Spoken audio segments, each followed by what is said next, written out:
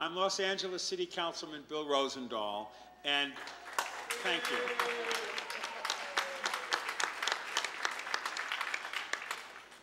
And I welcome you to this town hall.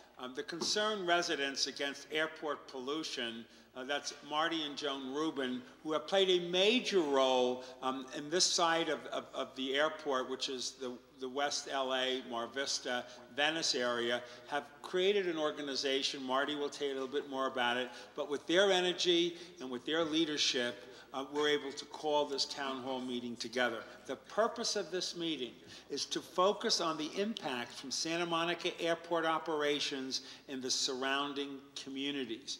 And so we've asked residents to come here, and I'm going to turn it over to Marty, and he'll introduce some of the various levels of government that are being represented here. I even see the Airport Commission of Los Angeles here right now, Val Velasco. But there are many people, and I can obviously recognize Flora Gil-Krizaloff, who was representing Zev-Yaroslawski in the county, and she has some health people with her. And I see George Nakano, who's a former assemblyman who's running for state senate. I heard Kelly Hayes-Raitt was here. Is Kelly Hayes-Raitt here? There she is. She's running for the assembly as well. So we have people running for office here as well. But Marty will go through the formal introductions of who's representing other levels of government.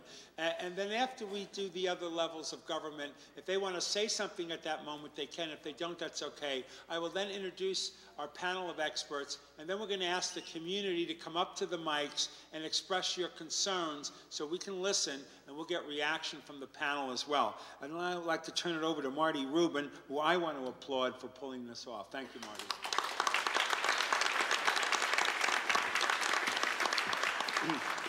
I want to thank everybody for coming out here. I know it was challenging to find parking, and I apologize for that, but apparently on Thursday, Daniel Webster has classes here, and so I know that there are probably people that are still looking for parking out there.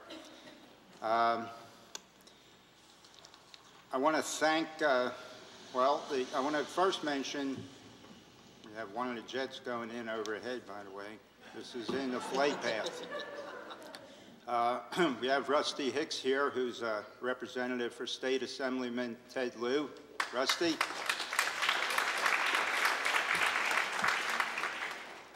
And Edgar Saines, the representative for Congresswoman Maxine Waters. Edgar.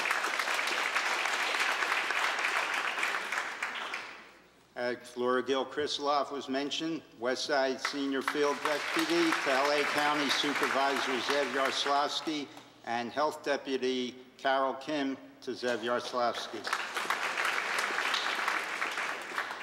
We have Chuck Bookhammer, Assistant Chief of Staff for LA County Supervisor Yvonne Burke.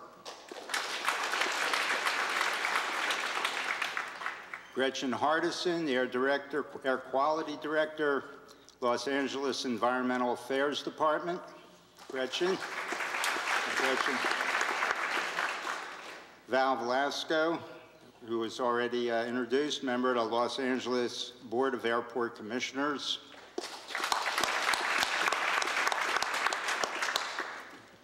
Yoram Tal is the newest member of the Santa Monica Airport Commission. Great. And Ofer Grossman is the chairman of the Santa Monica Airport Commission. Ofer, he's here somewhere. It's checked here. And George Nakano, who is a former assemblyman and candidate for state assembly. State Senate. State Senate. State, what did I say? For state senate. State assembly, I'm sorry, candidate for state senate. And Lori Newman, who's the senior deputy for Senator Sheila Kuehl. Lori. I'm probably missing some people. We tried to have people signing up front. Is there anyone here that I'm missing? That? Okay.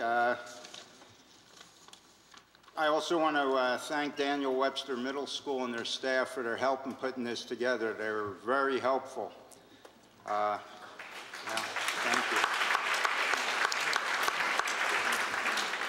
We had donations of of the water and sodas from Whole Foods, and the pizza was donated by Tony Maroney's. Oh, great, for both of them.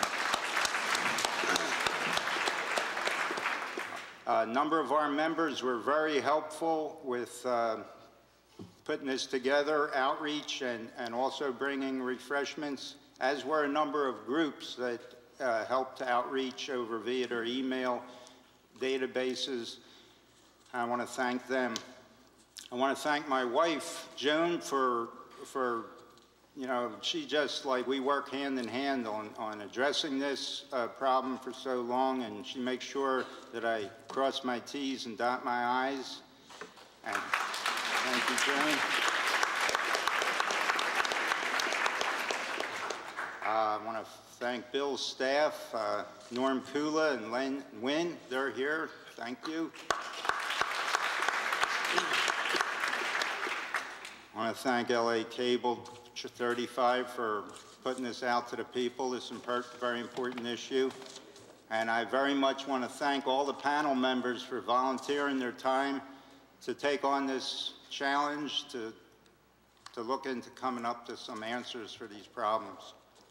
Tonight we're gathered to discuss the concerns about the impacts from Santa Monica Airport on the surrounding communities, noise, safety, and air pollution concerns. Noise. Since 1984, when the City of Santa Monica entered into an agreement, a contract with the FAA, Federal Aviation Administration, jets have been allowed to use the airport. The agreement was designed to settle noise concerns, and yet jets account for about 90% of the recorded noise violations that now occur today. Since the agreement, the total jet operations have increased from about 1,000 to about 18,000 total operations a year. That's over a 1,500% increase. I would say the agreement did not solve our noise concerns.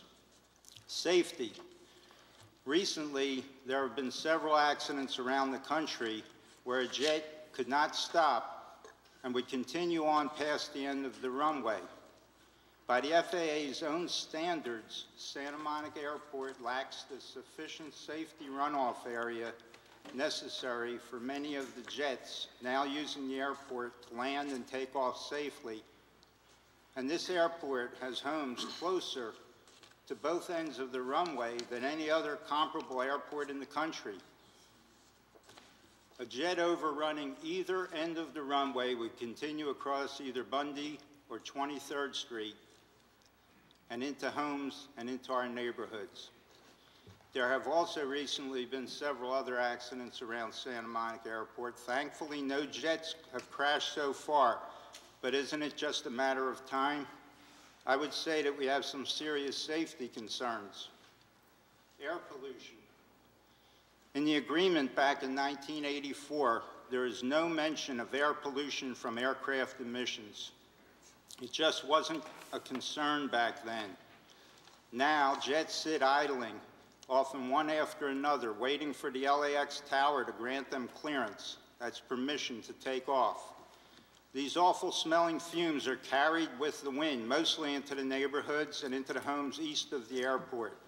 Our efforts to have the City of Santa Monica and the airport staff address air pollution from the jets have not done any good, as the situation gets worse with the increased jet traffic.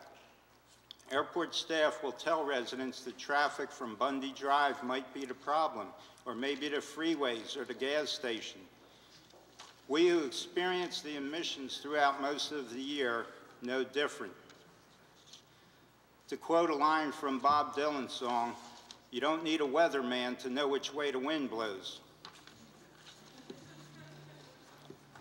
Tonight, I will have the honor to join with this distinguished panel of experts who will, in the near future, begin to discuss establishing a method that will best measure the individual contributions of air pollution and to take a closer look at the noise pollution and stress-related impacts that occur around the Santa Monica Airport.